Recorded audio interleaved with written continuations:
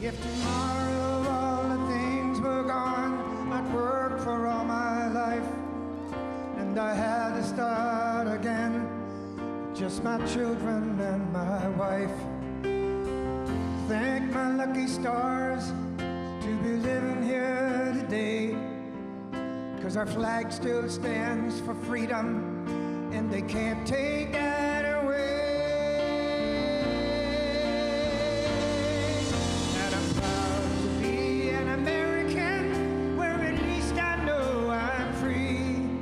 And I won't forget the men who died, who gave that right to me.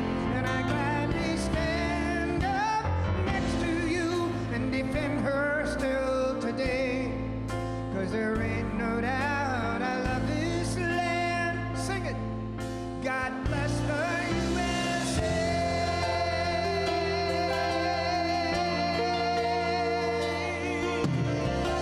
Yeah. From the lakes of Minnesota to the hills of Tennessee, across the plains of Texas, from sea to shining sea, from Detroit to Houston and New York to LA.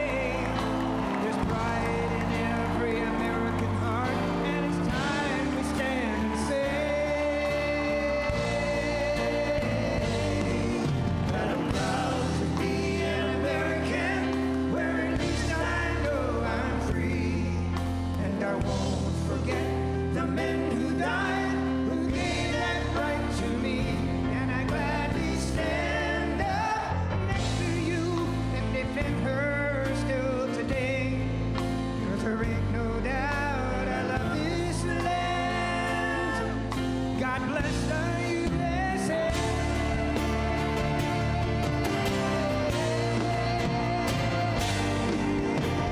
And I'm proud to be an American, where at least I know I'm free.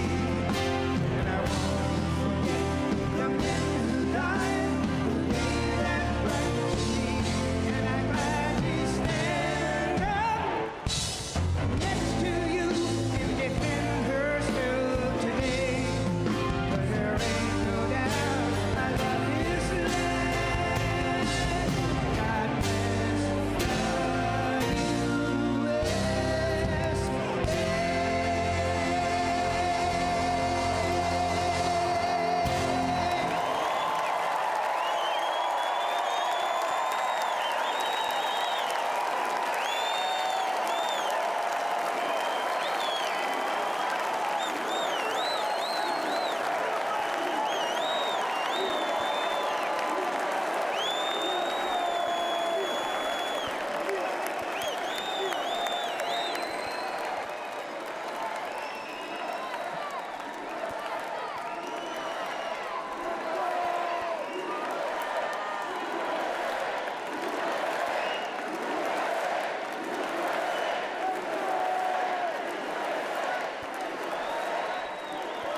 Thank you very much. Thank you very, very much. Wow. And thank you, Dana. Thank you, Kid Rock, sometimes referred to as Bob. And thank you, Lee, right from the beginning. Thank you very much. What a talent. What a beautiful, beautiful soul. Thank you. Friends, delegates, and fellow citizens, I stand before you this evening with a message of confidence, strength, and hope. 4 months from now, we will have an incredible victory, and we will begin the 4 greatest years in the history of our country. Together, we will launch a new era of safety, prosperity, and freedom for citizens of every race, religion, color, and creed. The discord and division in our society must be healed. We must heal it quickly. As Americans, we are bound together by a single fate and a shared destiny. We rise together or we fall apart. I am running to be president for all of America, not half of America, because there is no victory in winning for half of America. So tonight, with faith and devotion, I proudly accept your nomination for President of the United States. Thank you.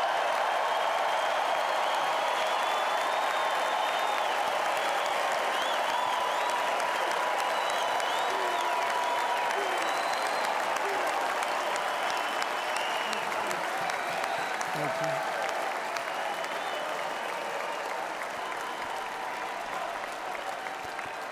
Thank you very much.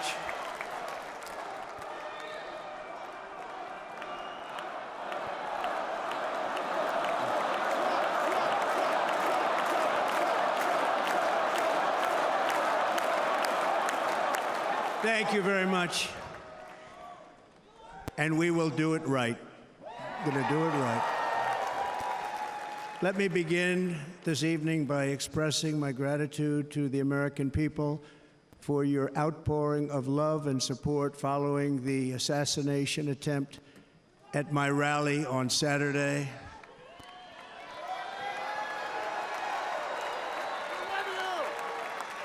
As you already know, the assassin's bullet came within a quarter of an inch of taking my life. So many people have asked me, what happened?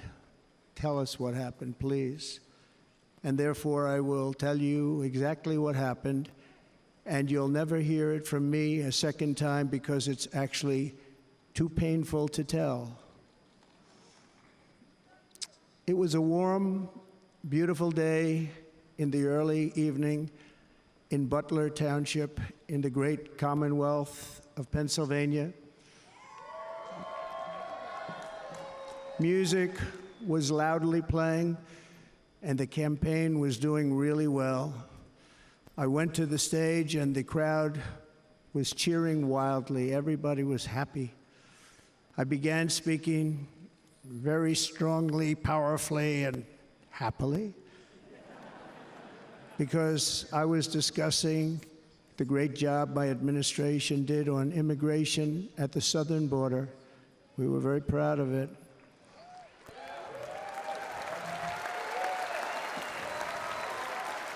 Behind me and to the right was a large screen that was displaying a chart of border crossings under my leadership. The numbers were absolutely amazing. In order to see the chart, I started to, like this, turn to my right and was ready to begin a little bit further turn, which I'm very lucky I didn't do, when I heard a loud whizzing sound and felt something hit me really, really hard on my right ear. I said to myself, wow, what was that? It can only be a bullet. And moved my right hand to my ear, brought it down. My hand was covered with blood, just absolutely blood all over the place. I immediately knew it was very serious, that we were under attack, and in one movement proceeded to drop to the ground. Bullets were continuing to fly as very brave Secret Service agents rushed to the stage, and they really did, they rushed to the stage.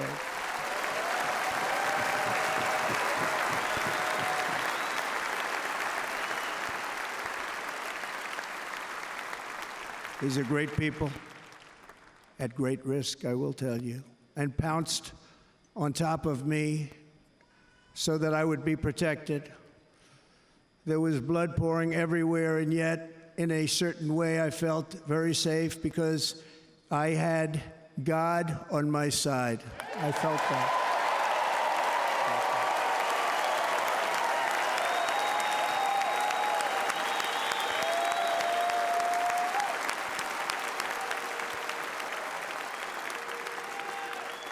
The amazing thing is that prior to the shot, if I had not moved my head at that very last instant, the assassin's bullet would have perfectly hit its mark, and I would not be here tonight. We would not be together. The most incredible aspect of what took place on that terrible evening in the fading sun was actually seen later. In almost all cases, as you probably know, and when even a single bullet is fired, just a single bullet, and we had many bullets that were being fired, crowds run for the exits or stampede, but not in this case. It's very unusual.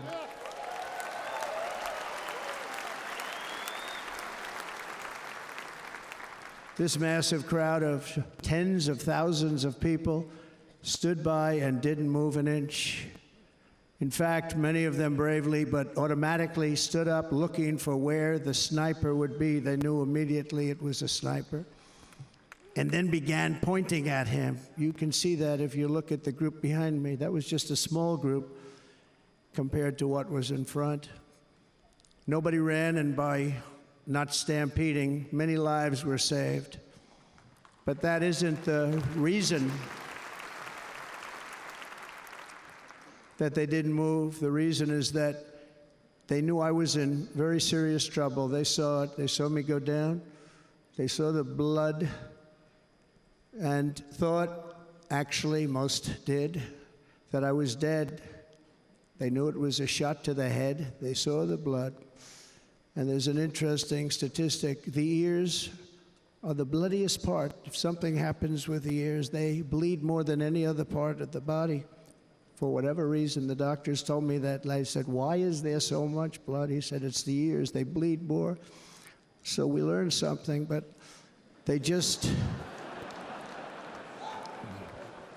this beautiful crowd, they didn't want to leave me. They knew I was in trouble. They didn't want to leave me. And you can see that love written all over their faces. Incredible people. They're incredible people. Bullets were flying over us, yet I felt serene. But now the Secret Service agents were putting themselves in peril. They were in very dangerous territory. Bullets were flying right over them, missing them by a very small amount of inches. And then it all stopped. Our Secret Service sniper, from a much greater distance and with only one bullet used, took the assassin's life, took him out.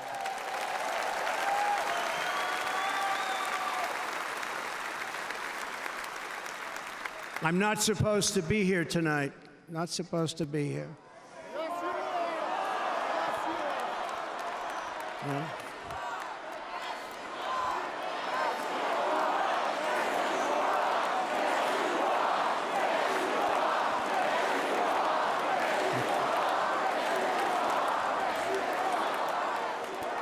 Thank you. But I'm not. And I'll tell you, I stand before you in this arena only by the grace of Almighty God.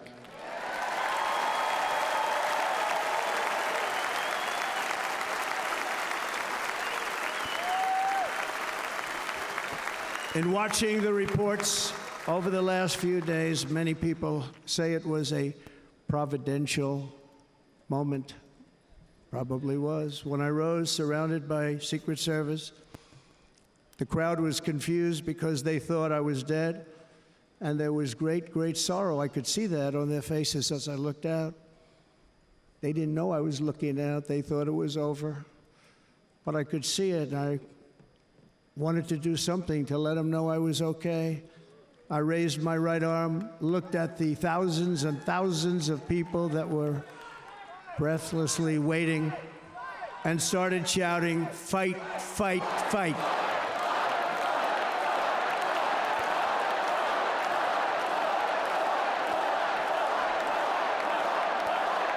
Thank you. Once my clenched fist went up, and it was high into the air. You've all seen that. The crowd realized I was okay and roared with pride for our country like no crowd I have ever heard before. Never heard anything like it. For the rest of my life, I will be grateful for the love shown by that giant audience of patriots that stood bravely on that fateful evening in Pennsylvania. Tragically, the shooter claimed the life of one of our fellow Americans, Corey Comparator. Unbelievable person, everybody tells me. Unbelievable. And seriously wounded, two other great warriors. Spoke to them today. David Dutch and James Copenhaver. Two great people. I also spoke to all three families of these tremendous people. Our love and prayers are with them, and always will be. We're never going to forget them. They came for a great rally. They were serious Trumpsters, I want to tell you. They were serious Trumpsters, and still are. But Corey, unfortunately, we have to use the past tense. He was incredible. He was a highly respected former fire chief, respected by everybody. Was accompanied by his wife, Helen, incredible woman. I spoke to her today, devastated, and two precious daughters. He lost his life selflessly, acting as a human shield to protect them from flying bullets. He went right over the top of them and was hit. What a fine man he was.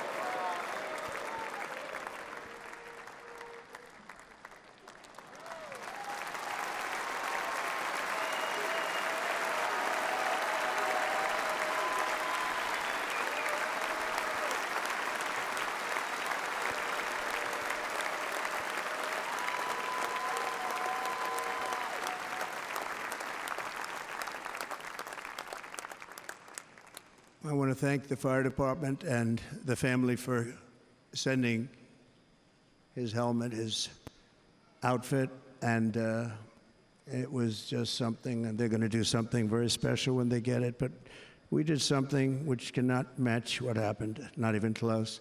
But I am very proud to say that over the past few days, we've raised $6.3 million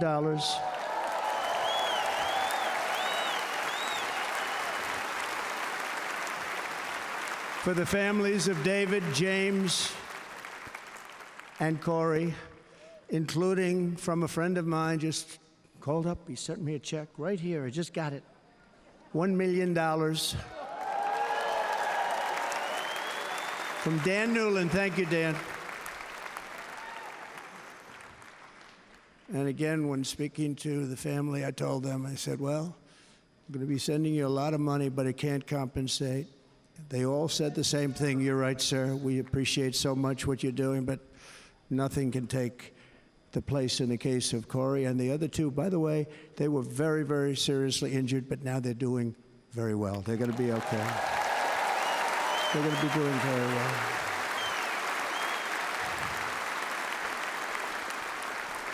They're warriors. So now I ask that we observe a moment of silence in honor of our friend Corey.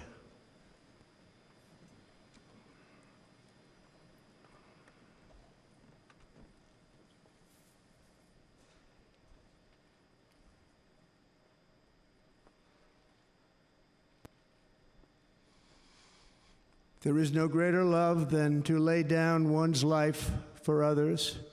This is the spirit that forged America in her darkest hours, and this is the love that will lead America back to the summit of human achievement and greatness. This is what we need. Despite such a heinous attack, we unite this evening more determined than ever. I am more determined than ever, and so are you. So is everybody in this room.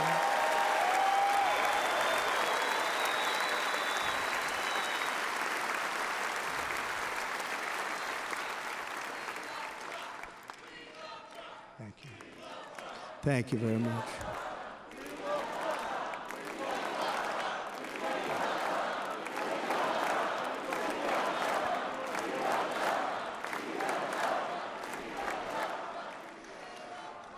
Our resolve is unbroken and our purpose is unchanged to deliver a government that serves the American people better than ever before. Nothing will stop me in this mission because our vision is righteous and our cause is pure. No matter what obstacle comes our way, we will not break, we will not bend, we will not back down, and I will never stop fighting for you, your family, and our magnificent country. Never.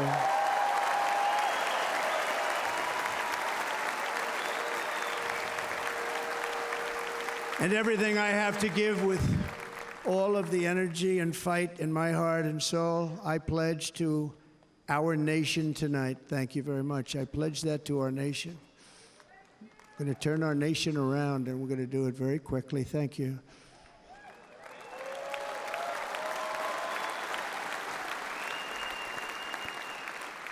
This election should be about the issues facing our country and how to make America successful, safe, free, and great again.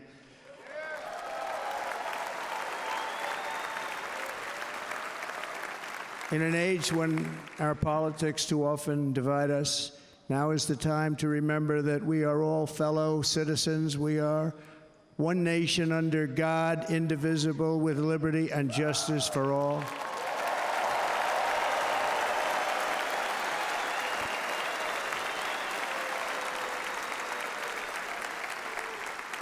And we must not criminalize dissent or demonize political disagreement, which is what's been happening in our country lately at a level that nobody has ever seen before.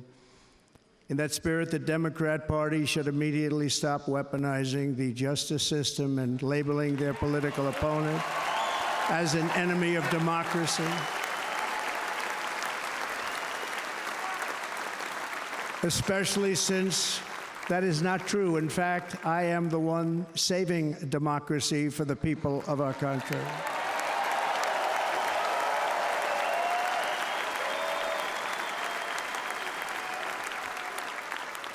And very big news, as you probably just read, on Monday a major ruling was handed down from a highly respected federal judge in Florida, Eileen Cannon, finding that the prosecutor and the fake documents case against me were totally unconstitutional, and the entire case was thrown out of court. With all of that publicity, thrown out of court. If Democrats want to unify our country, they should drop these partisan witch hunts, which I have been going through for approximately 8 years. And they should do that without delay and allow an election to proceed that is worthy of our people. We're going to win it anyway, but worthy of our people. On this journey, I am deeply honored to be joined by my amazing wife, Melania.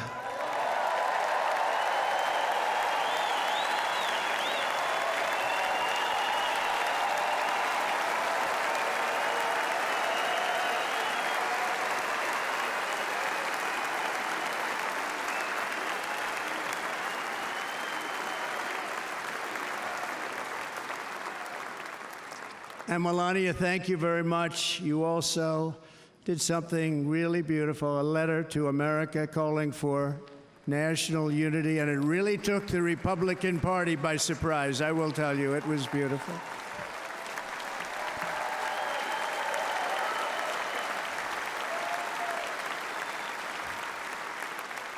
In fact, some very serious people said that we should take that letter and put it as part of the Republican platform. That would be an honor, wouldn't it? Right? Mr. Congressman?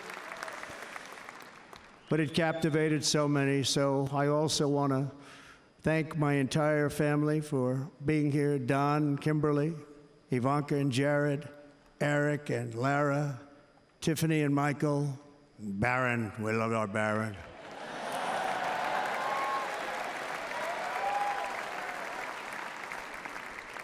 And of course, my 10 wonderful grandchildren. You saw a few of them up there on my lap before.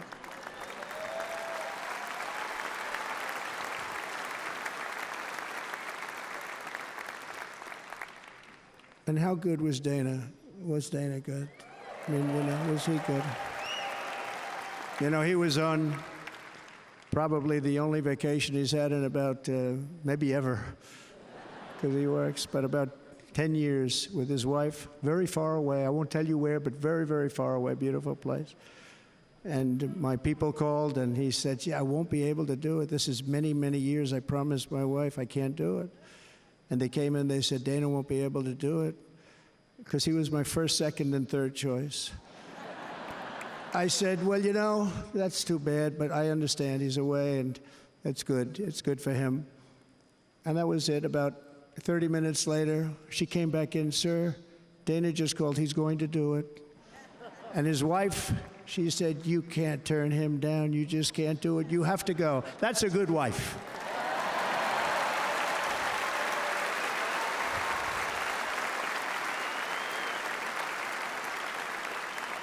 So he got on a plane. He got here a little while ago. Now he's going to get on the plane in a little while, and he's going to go back home to his wife. But they're great, and I just want to thank her and him and their whole family, because that's not easy. And Kid Rock, same thing. Called, he said, I want to be a part of it. I want to be a part, because, Kid does his great song, Big, Big Monster song. I had no idea. He became a friend of mine over the last 10 years. And he's amazing. Everyone loves him. I didn't even know how big he was. He has rallies, 35, 40,000 people he gets every time he goes out. I think he's making so much money, he doesn't know what the hell to do with it. You want to know? And then we have my other friend, and I've known him so long, and we took that song, and it was a big success, but we made that. I saw a chart of great songs to America. That was #1 on the chart recently, #1. So that's Lee Greenwood, a very special, beautiful person. He's a beautiful man. But they all wanted to be here. They called. And how about the Hulkster? How good was he? Is he up? Where is he? Boy, oh boy.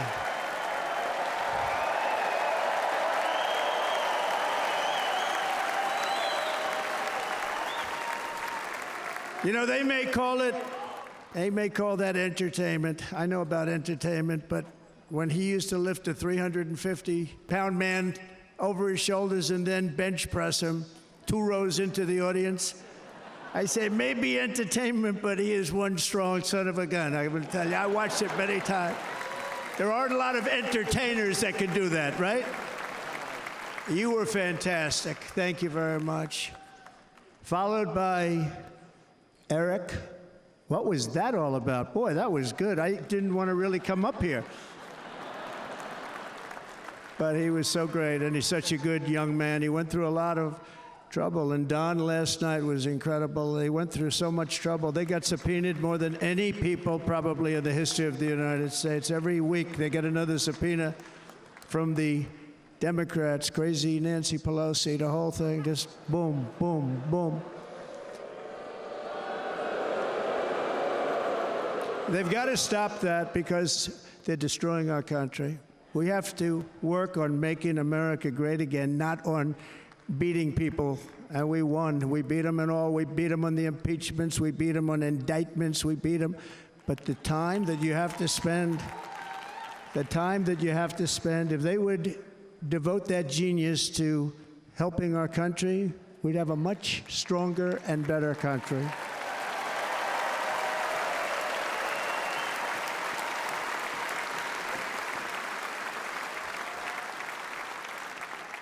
And Jason, the biggest star in country music. Jason, thank you for being here. Jason, thank you very much. Jason Aldean, he's good. I like his wife even better, by the way. She's here. Thank you, Jason. But I'm thrilled to have a new friend and partner fighting by my side, the next Vice President of the United States, the current Senator from Ohio, J.D. Vance, and his incredible wife, Usha.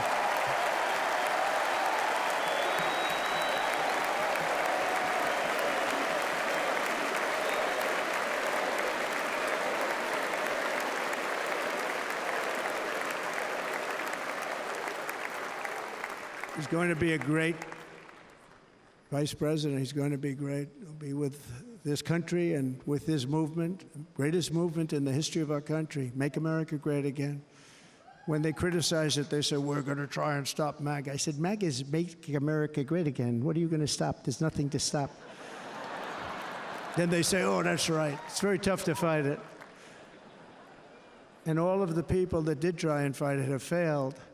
But he's going to be with us for a long time, and it was an honor to select him. Great student at Yale. His wife was a great student at Yale. They met at Yale. These are two smart people. So, J.D., you're going to be doing this for a long time. Enjoy the ride.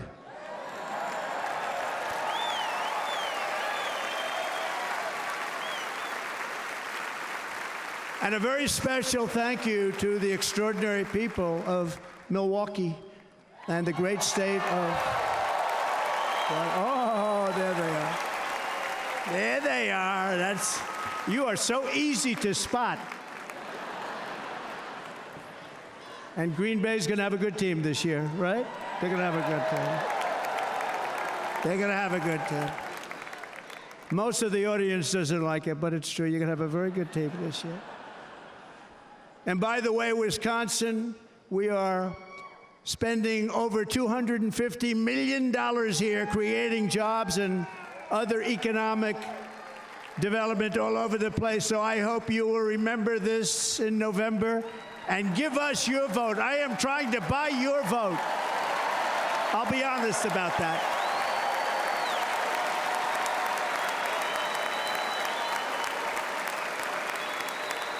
And I promise we will make Wisconsin great again. We're going to make it. Thank you, Mr. Governor. Thank you very much. Thank you. I'm here tonight to lay out a vision for the whole nation, to every citizen, whether you're a young or old man or woman, Democrat, Republican, or independent, black or white, Asian or Hispanic. I extend to you a hand of loyalty and of friendship. Together we will lead America to new heights of greatness like the world has never seen before. We were right there in the first term. We got hit with COVID. We did a great job. Nobody knew what it was, but nobody's ever seen an economy pre-COVID. And then we handed over a stock market that was substantially higher than just prior to COVID. Coming in, did a great job. Never got credit for that. We got credit for the war and defeating ISIS and so many things, the great economy, the biggest tax cuts ever, the biggest regulation cuts ever, the creation of Space Force, the rebuilding of our military. We did so much. We did so much. Right to try. Right to try is a big deal. We got right to try. They were trying to get that for 52 years. Somebody's terminally ill. And hopefully there's nobody in this audience, but it does happen a lot. They're terminally ill and they can't use our new space-age drugs and other things that we are way ahead. We have the greatest doctors in the world, the greatest laboratories in the world, and you can't do it. They've been trying to get that approved for 52 years. Wasn't that easy? The insurance companies didn't want to do it. They didn't want the risk. The labs didn't want to do it because if it didn't work, people are pretty far down the line toward death. They didn't want to do it. The doctors didn't want to have it on their records, so I got everybody into an office. 52 years they tried. Sounds simple, but it's not. And I got them to agree that somebody that needs it will, instead of going to Asia or Europe or someplace, or if you have no money, going home and dying, just die. We got them to sign an agreement, agree to it, where they're not going to sue anybody. They're going to get all of this stuff. They're going to get it really fast. And What's happened is we're saving thousands and thousands of lives. It's incredible. Right to try. It's a great feeling. Under our leadership, the United States will be respected again. No nation will question our power. No enemy will doubt our might. Our borders will be totally secure. Our economy will soar. We will return law and order to our streets, patriotism to our schools, and importantly, we will restore peace, stability, and harmony all throughout the world. But to achieve this future, we must first rescue our nation from failed and even incompetent leadership. We have totally incompetent leadership. This will be the most important election in the history of our country. Under the current administration, we are indeed a nation in decline. We have an inflation crisis that is making life unaffordable, ravaging the incomes of working and low-income families, and crushing, just simply crushing our people like never before. They've never seen anything like it. We also have an illegal immigration crisis, and it's taking place right now as we sit here in this beautiful arena. It's a massive invasion at our southern border that has spread misery, crime, poverty, disease, and destruction to communities all across our land. Nobody's ever seen anything like it. Then there's an international crisis, the likes of which the world has seldom been part of. Nobody can believe what's happening. War is now raging in Europe and the Middle East. A growing specter of conflict hangs over Taiwan, Korea, the Philippines, and all of Asia. And our planet is teetering on the edge of World War III. And this will be a war like no other war because of weaponry. The weapons are no longer army tanks going back and forth shooting at each other. These weapons are obliteration. It's time for a change. This administration can't come close to solving the problems. We're dealing with very tough, very fierce people. They're fierce people. And we don't have fierce people. We have people that are a lot less than fierce, except when it comes to cheating on elections and a couple of other things. Then they're fierce. Then they're fierce. So tonight, I make this pledge to the great people of America. I will end the devastating inflation crisis immediately, bring down interest rates, and lower the cost of energy. We will drill, baby, drill.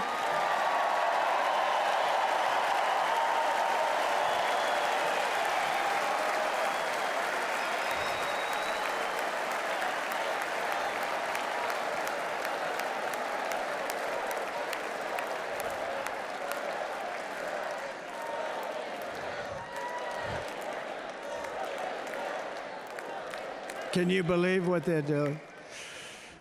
But by doing that, we will lead a large-scale decline in prices. Prices will start to come down. Energy raised it. They took our energy policies and destroyed them. Then they immediately went back to them, but by that time, so much was lost. But we will do it at levels that nobody's ever seen before, and we'll end lots of different things. We'll start paying off debt and start lowering taxes even further. We gave you the largest tax cut. We'll do it more. You know, people don't realize I brought taxes way down, way down, and yet we took in more revenues the following year than we did when the tax rate was much higher. Most people said, how did you do that? Because it was incentive. Everybody was coming to the country. They were bringing back billions and billions of dollars into our country. The companies made it impossible to bring it back. The tax rate was too high, and the legal complications were far too great. I changed both of them, and hundreds of billions of dollars by Apple and so many other companies were brought back into our nation, and we had an economy the likes of which no nation had ever seen. China, we were beating them at levels that were incredible. And they know it. They know it. We'll do it again, but we'll do it even better. I will end the illegal immigration crisis by closing our border and finishing the wall, most of which I've already built.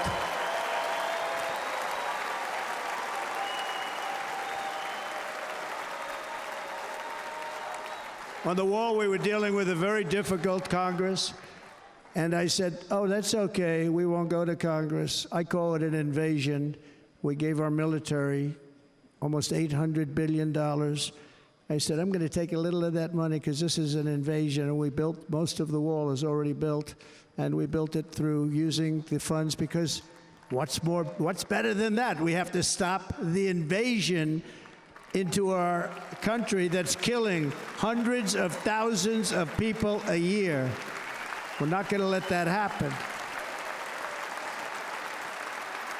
I will end every single international crisis that the current administration has created, including the horrible war with Russia and Ukraine, which would have never happened if I was president, and the war caused by the attack on Israel, which would have never happened if I was president. Iran was broke. Iran had no money. Now Iran has $250 billion.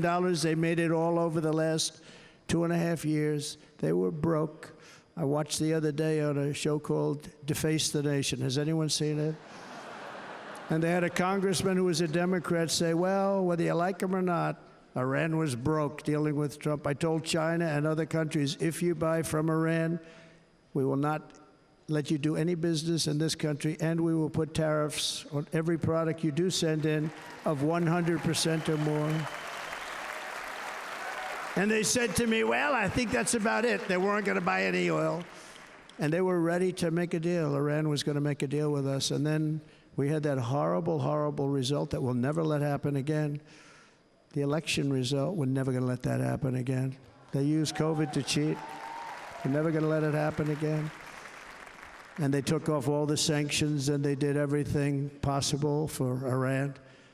And now Iran is very close to having a nuclear weapon, which would have never happened. This is a shame what this administration, the damage that this administration has done. And I say it often, if you took the 10 worst presidents in the history of the United States, think of it, the 10 worst, added them up, they will not have done the damage that Biden has done. Only going to use the term once.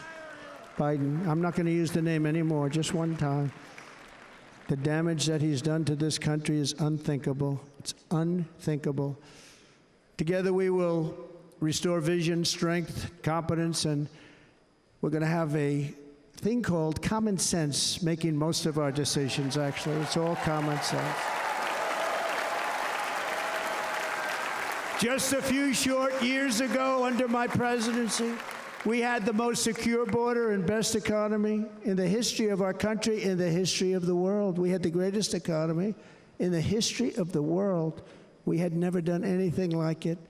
We were beating every country, including China, by leaps and bounds. Nobody had seen anything like it. We had no inflation. Soaring incomes were going.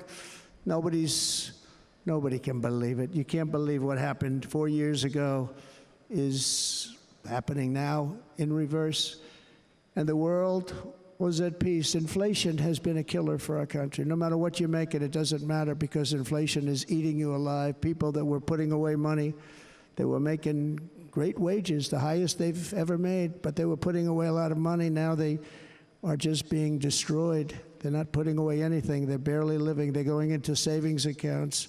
They're taking out their money to live because of inflation. Inflation, remember, it's called a country buster. You can go back to Germany from 100 years ago. You can go back to any country that suffered great inflation. We've suffered the worst inflation we've ever had. But go back and see what's happened to those countries. We've had the worst inflation we've ever had under this person. But in less than 4 years, our opponents have turned incredible success into unparalleled tragedy and failure. It's been a tremendous failure. Today, our cities are flooded with illegal aliens. Americans are being squeezed out of the labor force and their jobs are taken. And by the way, you know who's taking the jobs that are created? 107% of those jobs are taken by illegal aliens. And you know who's being hurt the most by millions of people pouring into our country? The black population and the Hispanic population, because they're taking the jobs from our black population, our Hispanic population, and they're also taking them from unions. The unions are suffering because of it.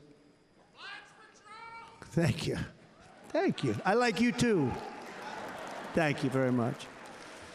Inflation has wiped out the life savings of our citizens and forced the middle class into a state of depression and despair. That's what it is. It's despair and depression. We cannot and will not let this continue. Less than 4 years ago, we were a great nation, and we will soon be a great nation again. We're going to be a great nation again.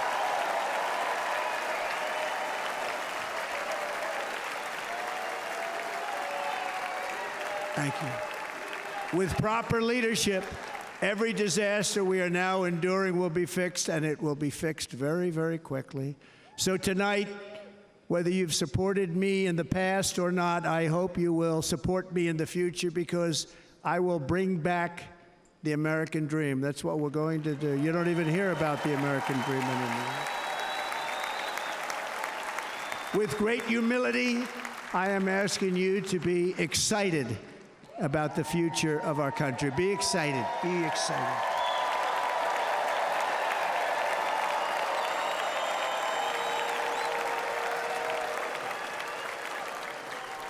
And by the way, the news reports, look at all of those big networks. Look at them. They're all here.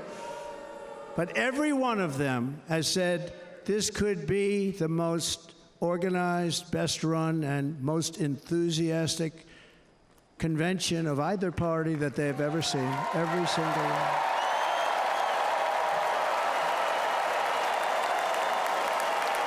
And it's true. It's true. And there's love in the room. There's great love in the room.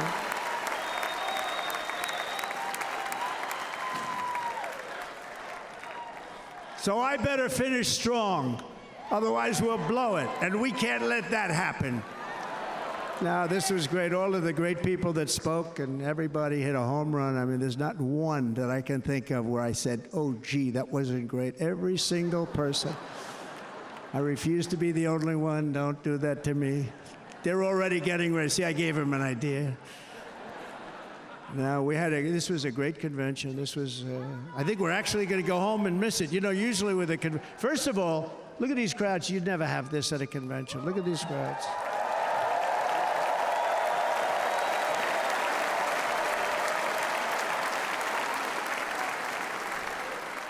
Love, it's about love. This week, the entire Republican Party has formally adopted an agenda for America's renewal, and you saw that agenda, and it's very short compared to the long, boring, meaningless agendas of the past, including the Democrats. They write these things that are hundreds of pages long, and they never read them after they're done.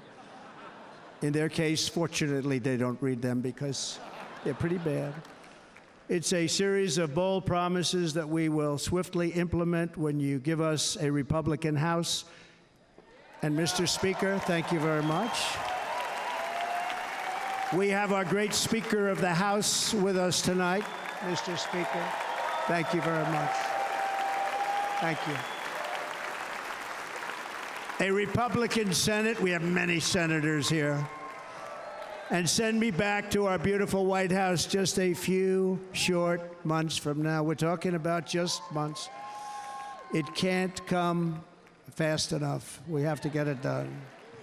First, we must get economic relief to our citizens. Starting on day one, we will drive down prices and make America affordable again. We have to make it affordable. It's not affordable. People can't live like this.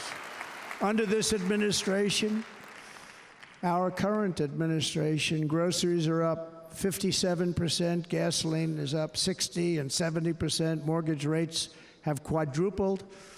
And the fact is, it doesn't matter what they are because you can't get the money anyway. You can't buy houses. Young people can't get any financing to buy a house. The total household costs have increased an average of $28,000 per family under this administration.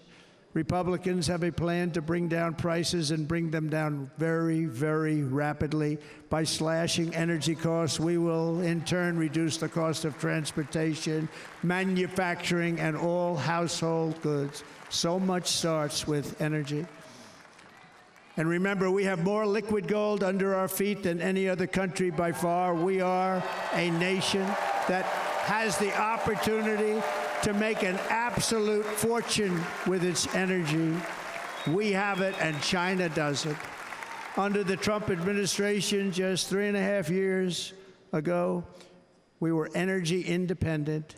But soon, we will actually be better than that. We will be energy dominant and supply not only ourselves, but we will supply the rest of the world with numbers that nobody has ever seen, and we will reduce our debt, $36 trillion. We will start reducing that, and we will also reduce your taxes still further. Next, and by the way, they want to raise your taxes 4 times, think of it. And all my life I grew up watching politicians. I always loved politics. I guess I was on the other side. I'd watch and they were always talking about, we will give you a tax cut. We will give you a tax cut. My whole life I was watching, I will give you a tax cut, right, Mr. Congressman? That's all they talked about. This is the only administration that said, we're going to raise your taxes by 4 times what you're paying now, and people are supposed to vote for them? I've never heard it. You're paying too much. We're going to reduce your taxes still further. We gave you the biggest one, as I said. We're going to give you more, and it's going to lead to tremendous growth. We want growth in our country. That's what's going to pay off our debt.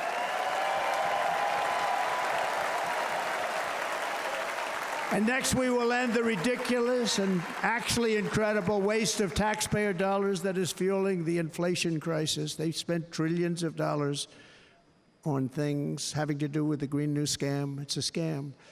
And that's caused tremendous inflationary pressures in addition to the cost of energy. And all of the trillions of dollars that are sitting there not yet spent, we will redirect that money for important projects like roads, bridges, dams, and we will not allow it to be spent on meaningless Green New Scam ideas.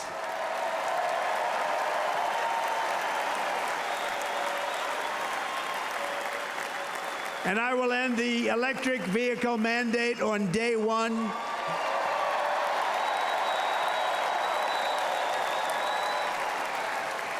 Thereby saving the U.S. auto industry from complete obliteration, which is happening right now, and saving U.S. customers thousands and thousands of dollars per car. And right now, as we speak, large factories just started are being built across the border in Mexico. So with all the other things happening on our border, and they're being built by China to make cars and to sell them into our country, no tax, no anything. The United Auto Workers ought to be ashamed for allowing this to happen, and the leader of the United Auto Workers should be fired immediately, and every single auto worker, union and non-union, should be voting for Donald Trump, because we're going to bring back car manufacturing, and we're going to bring it back fast.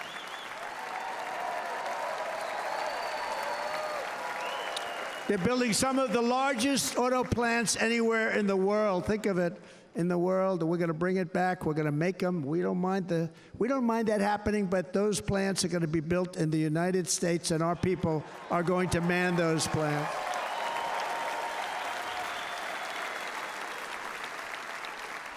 And if they don't agree with us, we'll put a tariff of approximately 100 to 200% on each car, and they will be unsellable in the United States. We have long been taken advantage of by other countries. And think of it, oftentimes these other countries are considered so-called allies. They've taken advantage of us for years. We lose jobs, we lose revenue, and they gain everything and wipe out our businesses, wipe out our people.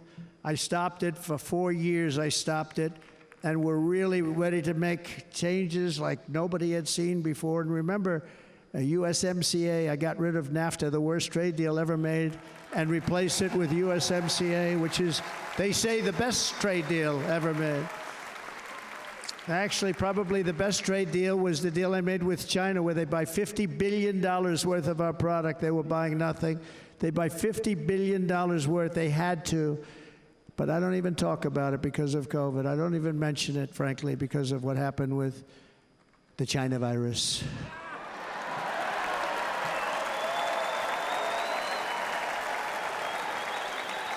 We will not let countries come in, take our jobs, and plunder our nation. They come and do that. They plunder our nation. The way they will sell their product in America is to build it in America. Very simple. Build it in America and only in America.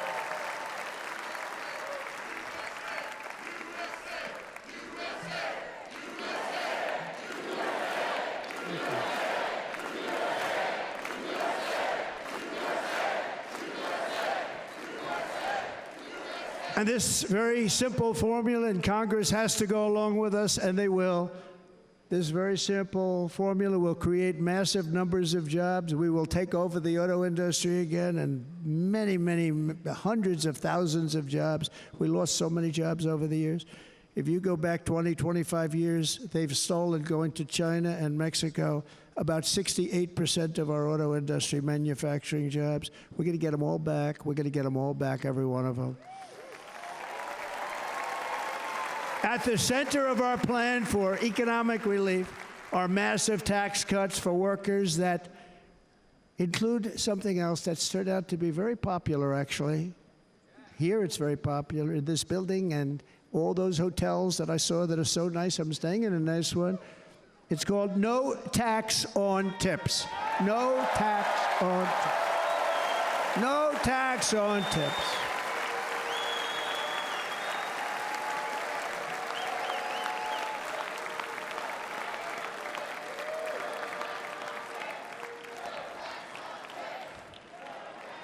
I got that by having dinner recently in Nevada, where we're leading by about 14 points. Hello. I'll see you there very soon, everybody. And we're having dinner at a beautiful restaurant in the Trump building on the Strip, and it's a great building, and the waitress comes over. How's everything going? A really nice person. How's everything? Oh, sir, it's so tough. The government's after me all the time on tips, tips, tips. I said, well, they give you cash. Would they be able to find him? She said, actually, and I didn't know this, she said, very little cash is given. It's all put right on the check. And they come in and they take so much of our money, it's just ridiculous. And they don't believe anything we say. And they've just hired, as you know, 88,000 agents to go after him even more. And I said, this shows the level of my, most people go out, they hire consultants, they pay millions of dollars. But I said to her, let me just ask you a question. Would you be happy if you had no tax on tips? She said, what a great idea. I got my information from a very smart waitress. That's better than spending millions of dollars. And everybody loves it. Waitresses and caddies and drivers and everybody. It's a large group of people that are being really hurt badly. They make money, let them keep their money.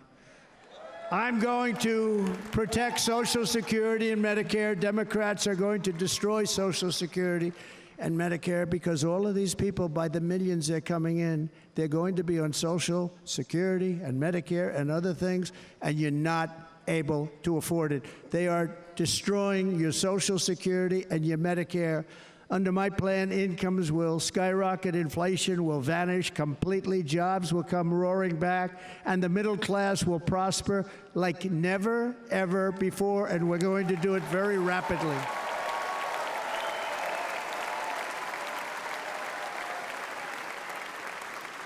But no hope or dream we have for America can succeed unless we stop the illegal immigrant invasion, the worst that's ever been seen anywhere in the world. There's never been an invasion like this anywhere. Third world countries would fight with sticks and stones not to let this happen. The invasion at our southern border, we will stop it, and we will stop it quickly. You heard Tom Homan yesterday. Tom Homan, put him in charge and just sit back and watch. Brandon Judd, the Border Patrol, he's incredible. These guys, they really, their job is a lot easier if they don't have to do anything, but they want to. They're patriots. Brandon Judd, Border Patrol, ICE. ICE goes out. You have to see what ICE does with MS-13. You have these are probably the worst gang, and ICE goes in there. And I know a lot of people in these rows here, and they're very tough people, but they don't want to do this job. they'll go into a pack of MS-13 killers. They're the worst, probably the worst gangs in the world. And we have thousands of them. I moved thousands and thousands out in my 4 years. We moved them out, and it was a pleasure. But ICE would go right into a pack of these killers, and you see fists flying, you see everything flying, and then they take them. They put them in a paddy wagon. They take them back, and they get them out of our country. And the other countries weren't accepting them back, and I called up, and I said, tell them that we're not giving them economic aid anymore. And the next day, I got calls from all of these countries that were terminated. Billions of dollars we spend on economic aid to countries that does us, frankly, no good. And the next day I was called by everybody. I couldn't take all the calls. Sir, what's the problem? I said, you won't take your killers back that you sent in caravans into America. You won't take them back. Well, sir, if you'd like us to, we would give very serious consideration to doing that. And within 24 hours, they were being taken back. For years and years, when I first came in, they said President Obama tried to get him to go back, and they wouldn't accept him. They'd put planes on the runway so you couldn't leave the plane. They'd close the road so you couldn't take the buses. They'd all have to turn back. As soon as I said no more economic aid of any kind to any country that does that, they called back and they said, sir, it would be our great honor to take MS-13. We love them very much. We love them very much, sir. We'll take them back. At the heart of the Republican platform is our pledge to end this border nightmare and fully restore the sacred and sovereign borders of the United States of America, and we're going to do that on day one.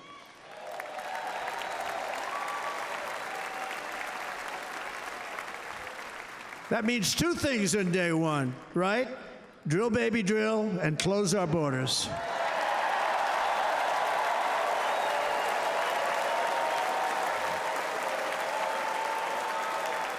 And by the way, and I think everybody as a Republican, as a patriot in this room, and most Democrats, we want people to come into our country, but they have to come into our country legally. Legally. Less than 4 years ago, I handed this administration the strongest border in American history. But you can see on the chart that saved my life, that was the chart that saved my life. I said, look it, I'm so proud of it. I think it's one of the greatest, it was done by the Border Patrol, one of the greatest charts I've ever seen. It showed everything just like that. You know the chart. Oh, there it is. That's pretty good. Wow. Last time I put up that chart, I never really got to look at it. But without that chart, I would not be here today.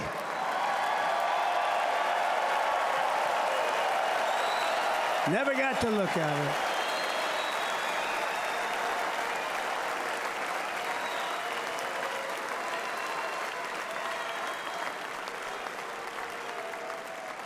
I said, you got to see this chart. I was so proud of it, and by the time I got to there, I never got to see it that day.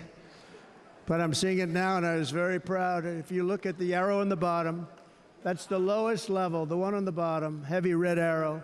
That's the lowest level of illegal immigrants ever to come into our country in recorded history, right there. Right there. And that was my last week in office. And then you see what happened after I left. Look at the rest. And if you go out a little bit further, it's getting to be a little bit old, but I love it anyway, right? But you can go much higher with those numbers. Look what happened right after that. The invasion began. We had the opposite. We stopped the invasion. But the invasion that we stopped was peanuts by comparison to what happened after I left. Look at what happened after I left. They took over our country. We ended all catch and release. We shut down asylum fraud. We stopped human trafficking and forged historic agreements to keep illegal aliens on foreign soil. We want them to stay on their soil. Under the Trump administration, if you came in illegally, you were apprehended immediately and you were deported. You went right back. The current administration terminated every single one of those great Trump policies that I put in place to seal the border. I wanted a sealed border. Again, come in, but come in legally. You know how unfair it is? So many people, Hundreds of thousands of people have been working for years to come into our country. And now they see these people pour into our country at levels that are unprecedented. It's so unfair. And we're not going to do it. We're not going to stand for it. They suspended wall construction, ended remain in Mexico. We had a policy, remain in Mexico. You think that was easy to get from the Mexican government? But I said, you must give it to us. If you don't give it to us, there will be repercussions. And they gave it to us, but not easy. Canceled our Safe Third agreements, demolished Title 42, implemented nationwide catch and release. That's catch and release, where we catch them and release them into our country. We catch them and release them into Mexico. There's a slight difference. And took 93, this is the previous administration, 93 executive actions to throw open our border to the world. The entire world is pouring into our country because of this very foolish administration. The greatest invasion in history is taking place right here in our country. They are coming in from every corner of the earth, not just from South America, but from Africa, Asia, the Middle East. They're coming from everywhere. They're coming at levels that we've never seen before. It is an invasion indeed, and this administration does absolutely nothing to stop them. They're coming from prisons. They're coming from jails. They're coming from mental institutions and insane asylums. You know, the press is always on me because I say this. Has anyone seen Silence of the Lambs? The late, great Hannibal Lecter. He'd love to have you for dinner.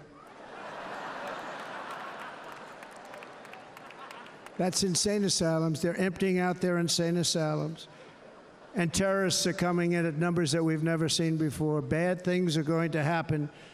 Meanwhile, our crime rate is going up, while crime statistics all over the world are going down, because they're taking their criminals and they're putting them into our country.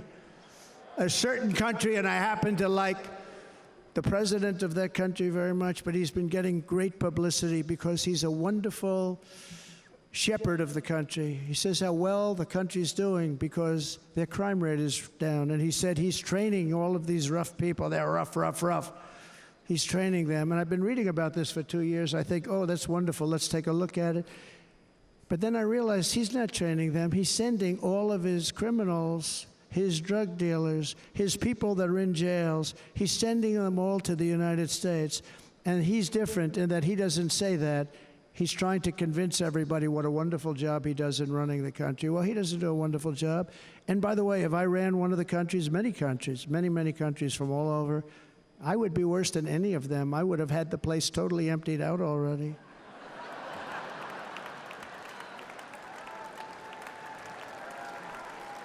But we become a dumping ground for the rest of the world, which is laughing at us. They think we're stupid. And they can't believe that they're getting away with what they're getting away with, but they're not going to be getting away with it for long. That's what I can tell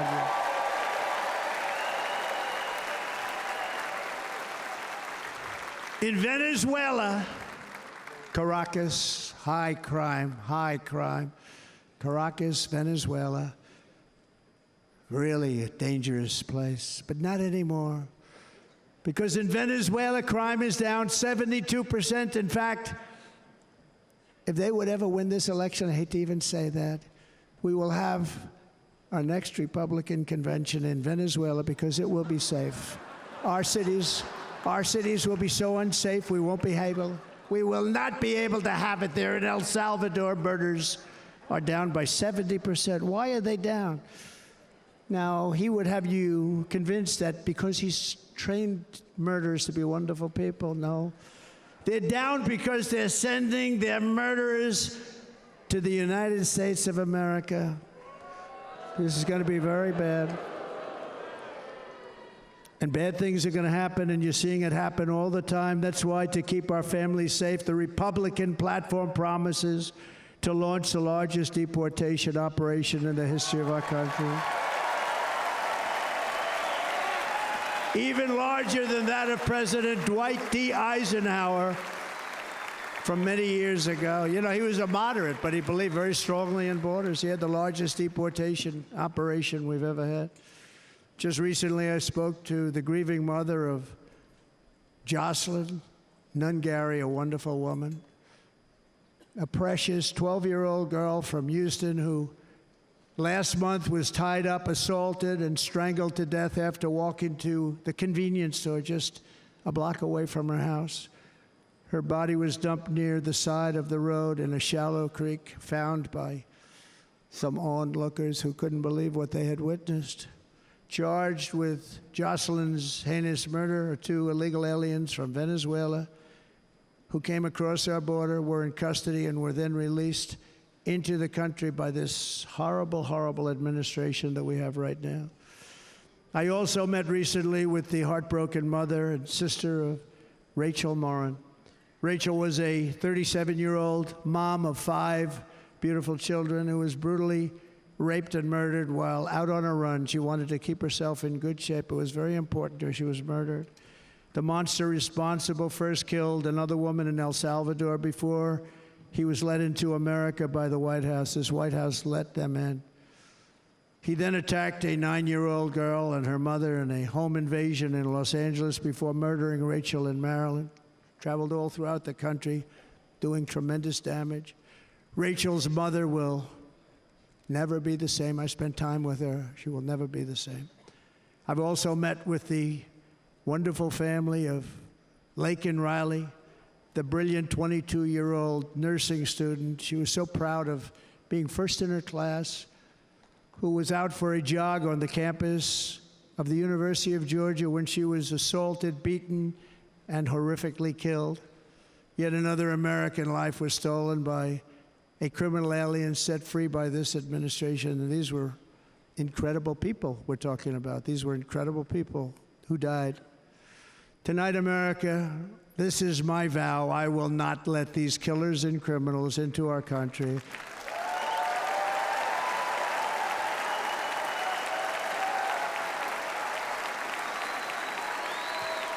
I will keep our sons and daughters safe. As we bring security to our streets, we will help bring stability to the world. I was the first president in modern times to start no new wars. You know, we were the toughest, we were the most respected.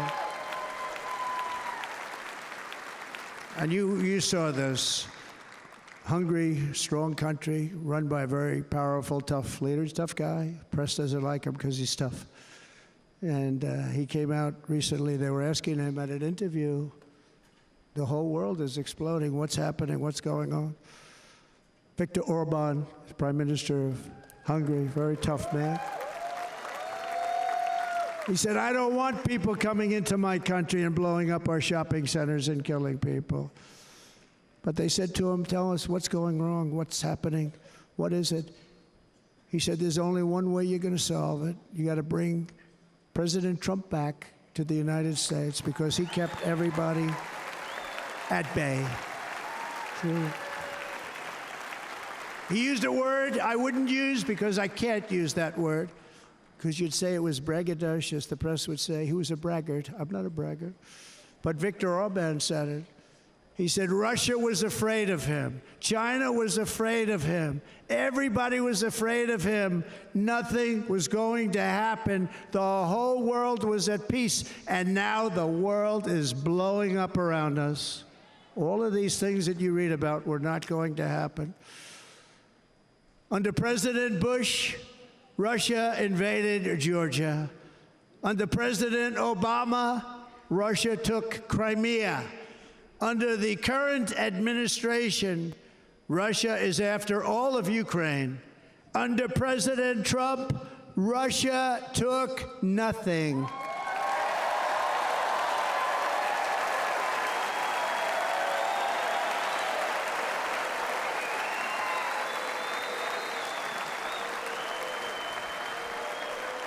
We defeated 100% of ISIS in Syria and Iraq. Something that was said to take 5 years, sir. It'll take 5 years, sir. We did it in a matter of a couple of months. We have a great military. Our military is not woke. It's just some of the fools on top that are woke.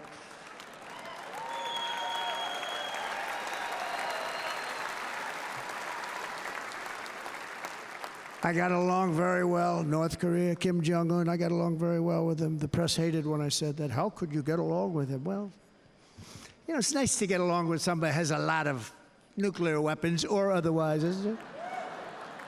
See, in the old days, they'd say, that's a wonderful thing. Now they say, how could you possibly do that? But no, I got along with him, and we stopped the missile launches from North Korea. Now North Korea's acting up again, but when we get back, I get along with him. He'd like to see me back, too. I think he misses me, if you want to know the truth. Our opponents inherited a world at peace and turned it into a planet of war. We're in a planet of war. Look at that attack on Israel. Look at what's happening with Ukraine. The cities are just bombed out. How can people live like that where buildings, massive buildings, are falling to the ground? It began to unravel with the disastrous withdrawal from Afghanistan, the worst humiliation in the history of our country. We have never had a humiliation like that. 13 heroic U.S. service members were tragically and needlessly killed. 45 others were horrifically wounded. Nobody ever talks about them. No arms, no legs, face explosions, horrifically wounded. And by the way, we have a man in this room who's running for the U.S. Senate from a great state, Nevada, named Sam Brown, who paid the ultimate price. Thank you, Sam. Thank you, Sam. Thank you. He paid the biggest price probably ever paid by anybody that is running for office, and I think he's going to do great. He's running against a person that is not good, not respected, a total lightweight. But Sam, I think, paid, really, we were talking about it with some of the senators that are working so hard for Sam, but he paid the biggest price of any senator ever to run for the Senate. I don't think anybody's ever what he did. He was a real hero, a really great person. And he's running, and I hope that everybody gets out and votes for Sam Brown.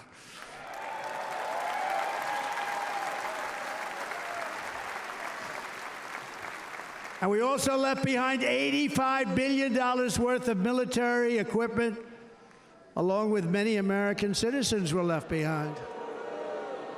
Many American citizens. Emboldened by that disaster, Russia invaded Ukraine. They saw this group of people that were incompetent. We took the soldiers out first. No, we're going to take the soldiers out second. If they would have followed my plan, we had a great plan.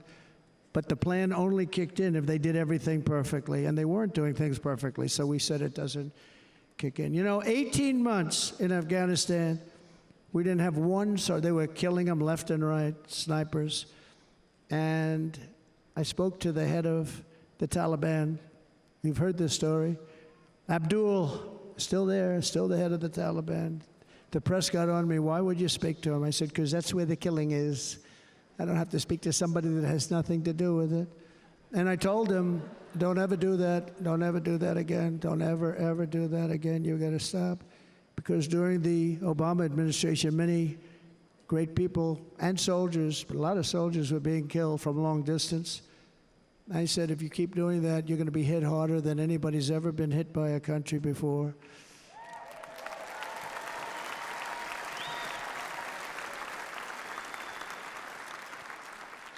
And he said, I understand, Your Excellency. He called me Your Excellency. I wonder if he calls the other guy Your Excellency. I doubt it. The other guy gave him everything. I mean, what kind of a deal was that? He walked out, gave him everything. Do you know that right now Afghanistan is one of the largest sellers of weapons in the world? They're selling the brand new, beautiful weapons that we gave them. But think of it, he actually said to me, but why do you show me a picture of my home? I said, you'll have to ask your people or one of your wives. But he could figure it out. And for 18 months, we had not one attack on an American soldier by the Taliban. 18 months.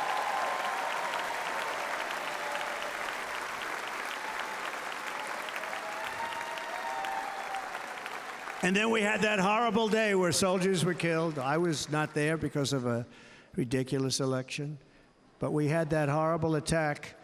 And they also gave up Bagram, one of the biggest bases anywhere in the world, air bases anywhere in the world, the longest runways, most powerful, hardened, thickened runways. We gave it up. And I liked it not because of Afghanistan. I liked it because of China. It's 1 hour away from where China makes their nuclear weapons. And you know who has it now? China has it now. We were keeping that. And now China is likewise circling Taiwan, and Russian warships and nuclear submarines are operating 60 miles off the coast in Cuba. Do you know that? No, the press refuses to write about it. If that were me running this country and we had nuclear submarines in Cuba, I will tell you that the headlines every day would be, what's wrong with our president? You don't even hear this. You're not hearing about this. Russia has nuclear submarines and warships 60 miles away, Mr. Congressman, from Miami, by the way, happens to be here. Correct? In Cuba. And that would not be stood for if it were somebody else. They don't want to mention it, but now maybe they will. And the entire world, I tell you this, we want our hostages back, and they better be back before I assume office, or you will be paying a very big price.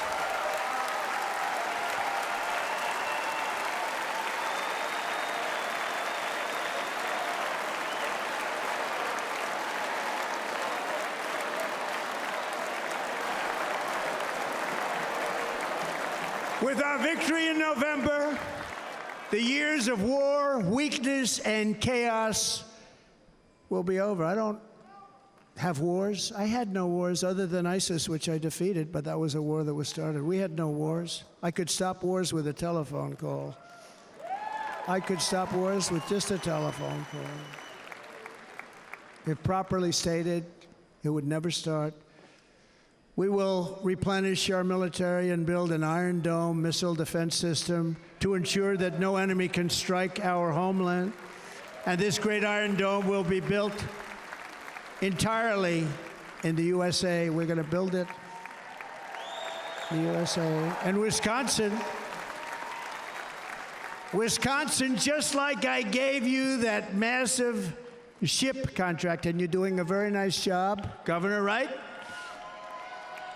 Thank you, Governor. And they're doing a great job. In fact, I had a little design change, and we gave them a tremendous for essentially what we used to call destroyers. These are now the most beautiful. They look like yachts. I said, we have to take the bow, and we have to make it a little nicer and a little point at the top instead of a flat nose. And the people at the shipyard said, this guy sort of knows what he's doing. We have the most beautiful ships, right, Governor? And everybody's sitting over there. And it was a big contract that everybody wanted. I gave it to Wisconsin, but we're going to have a lot of that built right here in the state of Wisconsin and all other states. Israel has an Iron Dome. They have a missile defense system. 342 missiles were shot into Israel, and only one got through a little bit. It was badly wounded. It fell to the ground, but most of them are. And Ronald Reagan wanted this many years ago, but we really didn't have the technology many years ago. Remember, they called it Starship, spaceship, anything to mock him. But he was a very good president, very, very good. But now we have unbelievable technology. And why should other countries have this and we don't? No, we're going to build an Iron Dome over our country, and we're going to be sure that nothing can come and harm our people. And again, from an economic development standpoint, we're going to make it all right here. No more sending it out to other countries in order to help. It's America first. America first. We will unleash the power of American innovation. And as we do, we will soon be on the verge of finding the cures to cancer, Alzheimer's disease, and many other diseases.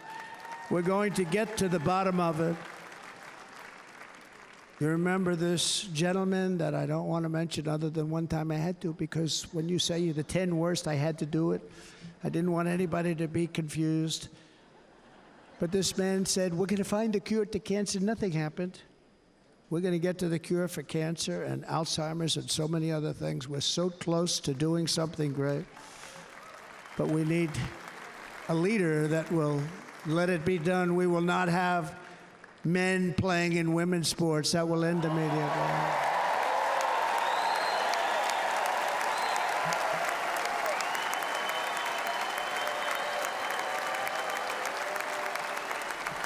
And we will restore and renovate our nation's once great cities, making them safe, clean, and beautiful again. And that includes our nation's capital, which is a horrible killing field. So many things. They leave from Wisconsin, they go to look at the Washington Monument, they end up getting stabbed, killed, or shot. We will be very soon very proud of our capital, again, Washington, D.C.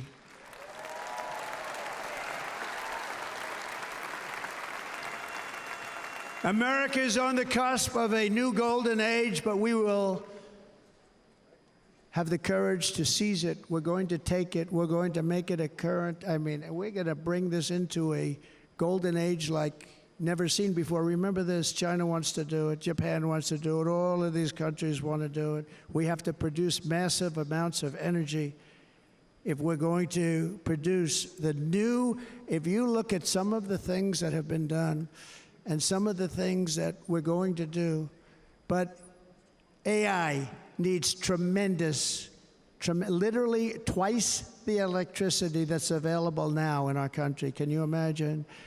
But instead, we're spending places where they recharge electric cars. They built 8 chargers at a certain location toward the Midwest. 8 chargers for $9 billion. Think of them as a tank for filling up your gas. Think of it. They spent $9 billion on 8 chargers, 3 of which didn't work. And if you were going to do this all over our country, this crazy electric mandate, if you're going to do this all, and by the way, I'm all for electric. They have their application. But if somebody wants to buy a gas-powered car, gasoline-powered car, or a hybrid, they're going to be able to do it. And we're going to make that change on day 1.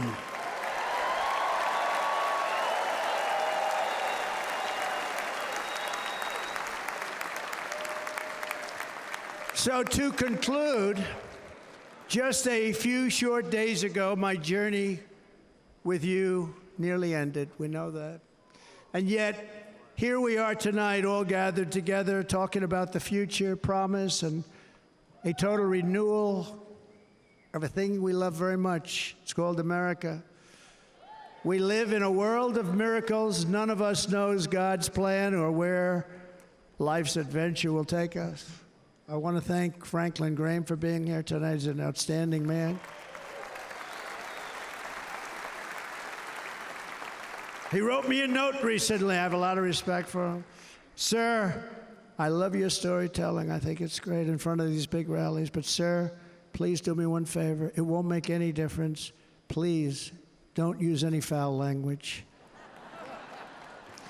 I was a little embarrassed. He said, it won't make any difference. Actually, it does. The story's not quite as good, but I've been very good. The story is not quite as good, to be honest. I've got to have a little talk with Franklin, but he was great. He's a great gentleman. His father was so incredible, Billy Graham. My father used to love taking me to see Billy Graham. My father would take me to see Billy Graham at Yankee Stadium.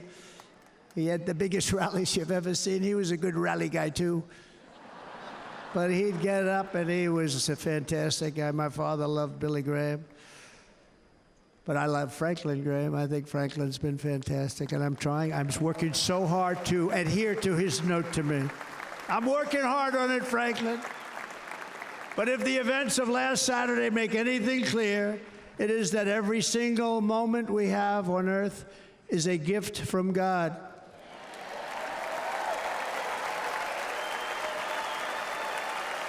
We have to make the most of every day for the people and for the country that we love. The attacker in Pennsylvania wanted to stop our movement, but the truth is the movement has never been about me. It has always been about you. It's your movement. It's the biggest movement in the history of our country by far. Can't be stopped. It can't be stopped. It has always been about the hardworking, patriotic citizens of America. For too long, our nation has settled for too little. We settled for too little. We've given everything to other nations, to other people. You have been told to lower your expectations and to accept less for your families. I am here tonight with the opposite message. Your expectations are not big enough. They're not big enough. It is time to start expecting and demanding the best leadership in the world, leadership that is bold, dynamic, relentless, and fearless. We can do that. We are Americans. Ambition is our heritage. Greatness is our birthright. But as long as our energies are spent fighting each other, our destiny will remain out of reach, and that's not acceptable.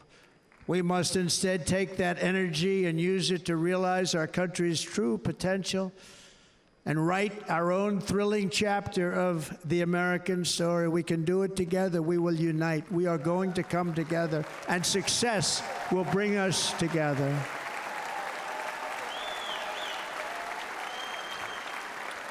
It is a story of love, sacrifice, and so many other things. And remember the word, devotion. It's unmatched devotion. Our American ancestors crossed the Delaware, survived the icy winter at Valley Forge, and defeated a mighty empire to establish our cherished republic. They fought so hard, they lost so many. They pushed thousands and thousands of miles across a dangerous frontier, taming the wilderness to build a life and a magnificent home for their family. They packed their families into covered wagons, trekked across hazardous trails, scaled towering mountains, and braved rivers and rapids to stake their claim on the wide open, new, and very beautiful frontier. When our way of life was threatened, American patriots marched onto the battlefield, raced into enemy strongholds, and stared down death and stared down those enemies to keep alive the flame of freedom. At Yorktown, Gettysburg, and Midway, they joined the roll call of immortal heroes. So many heroes, so many great, great people. And we have to cherish those people. We can't forget those people. We have to cherish those people.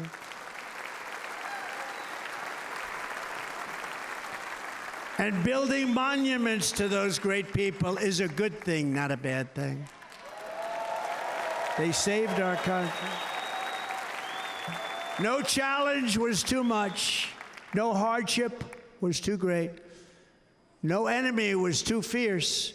Together, these patriots soldiered on and endured, and they prevailed because they had faith in each other, faith in their country, and above all, they had faith in their God.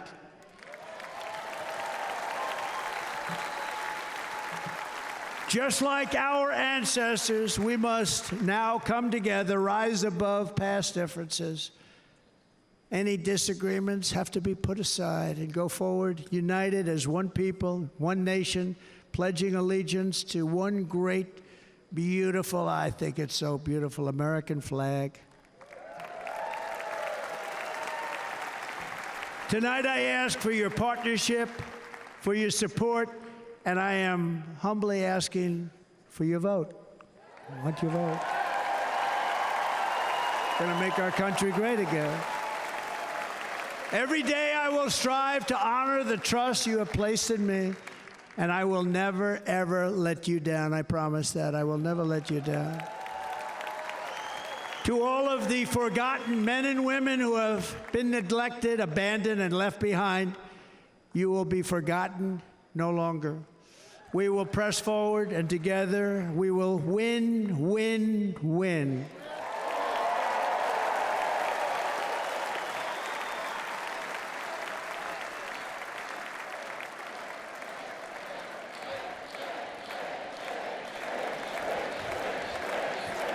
Win, win, win, win, win, win. Nothing will sway us, nothing will slow us, and no one will ever stop us. No matter what dangers come our way, no matter what obstacles lie in our path, We will keep striving toward our shared and glorious destiny, and we will not fail. We will not fail. Together, we will save this country, we will restore the republic, and we will usher in the rich and wonderful tomorrows that our people so truly deserve. America's future will be bigger, better, bolder, brighter, happier, stronger, freer, greater, and more united than ever before.